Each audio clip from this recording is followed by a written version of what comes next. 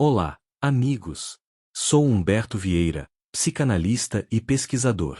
Há mais de 30 anos me dedico à investigação profunda das causas ocultas das dores físicas, traumas, síndromes e transtornos mentais, sempre com uma visão que vai além da patologia.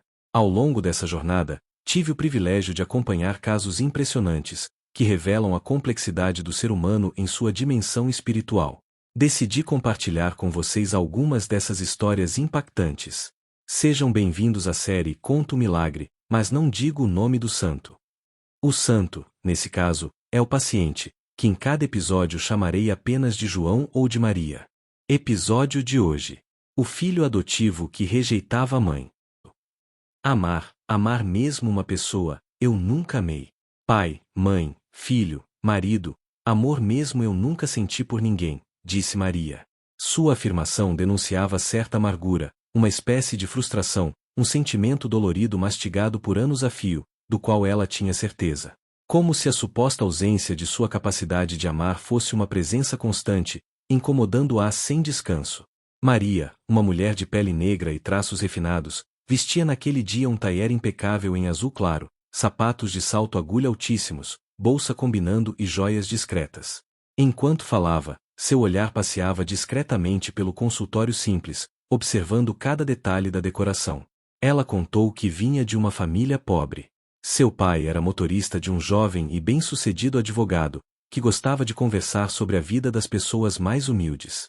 Certo dia, enquanto se dirigiam ao escritório, conversavam sobre comida. Seu pai mencionou que a mãe de Maria era uma excelente cozinheira e fazia uma rabada maravilhosa. Seu pai o convidou para almoçar com sua família quando quisesse. O advogado, que adorava o prato, aceitou o convite combinando para o domingo seguinte. Maria era filha única e, aos 16 anos, sofria com as perseguições da mãe. Seu pai tentava protegê-la, mas em sua ausência, ela sentia um ódio materno sem motivo aparente. No domingo combinado, o advogado foi buscado pelo pai de Maria. Para surpresa dele, sentou-se no banco da frente, algo incomum. Ao serem apresentados, ele olhou profundamente nos olhos de Maria. Durante o almoço, não tirava os olhos dela. Após a refeição, conversou longamente com Maria, enquanto os pais se afastavam. Perguntou sobre sua vida, se tinha namorado, o que pretendia para o seu futuro e do que gostava. Ao final da tarde, ao ir embora, ele expressou o quanto o domingo tinha sido agradável, pois morava sozinho e raramente comia entre amigos. O pai de Maria o convidou para voltar no próximo domingo, e ele aceitou prontamente. Maria percebeu o interesse dele e viu ali uma oportunidade de sair de casa e se afastar da mãe. No domingo seguinte, ele a pediu em namoro, e ela aceitou com a permissão dos pais, para quem ele fez questão de formalizar o pedido. Em menos de um ano, se casaram. Sua vida mudou drasticamente.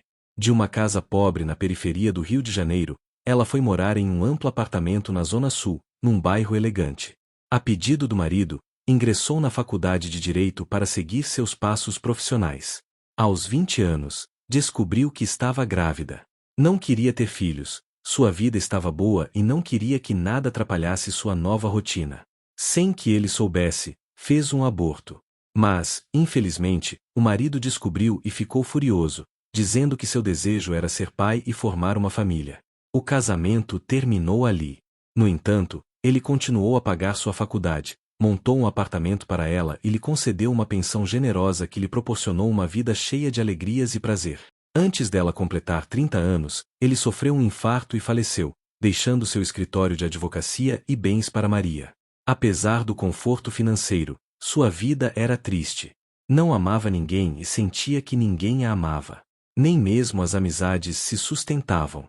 Decidiu adotar um bebê, pensando em ter companhia. Queria um recém-nascido, que pudesse construir uma família como se fosse seu filho natural. Aos 40 anos, adotou um menino de poucos meses, também de pele escura, o que facilitaria criá-lo como seu filho legítimo. Contratou uma babá e foram buscar a criança. Ao pegá-la no colo, o bebê gritou de desespero e só se acalmou quando a babá o pegou.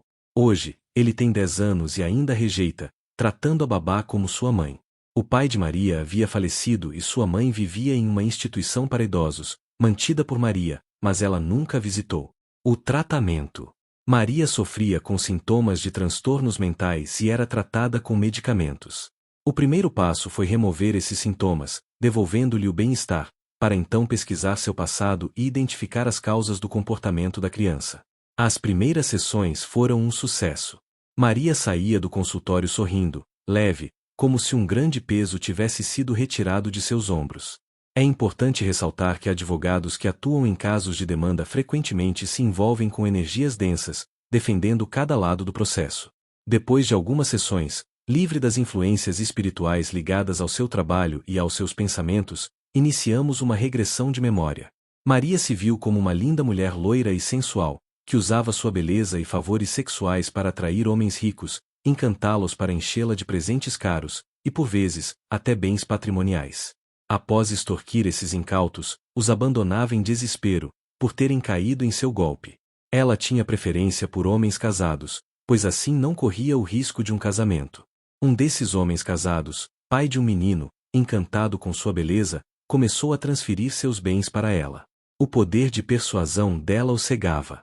Quando Maria percebeu que os recursos haviam acabado, o abandonou, em desespero. Sua esposa e filho também o abandonaram, e ele terminou a vida sozinho. Maria identificou aquele homem como seu pai na vida atual, que a amava muito. Sua mãe, na vida presente, era esposa daquele homem em outra vida, por isso o ódio. E seu pequeno filho, João, era o mesmo filho daquele casal, por isso a rejeição. Terminada a sessão, com um ar pensativo e olhando para o horizonte, Maria me disse: "Vou visitar a minha mãe na instituição de idosos. Nunca fui lá, mas vou levar o João." No domingo, ela se dirigiu ao abrigo de idosos.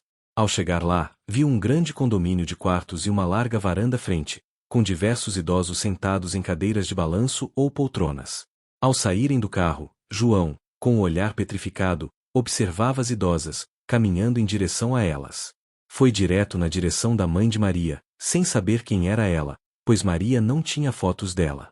A criança se atirou ao colo da avó, chorando e abraçando-a.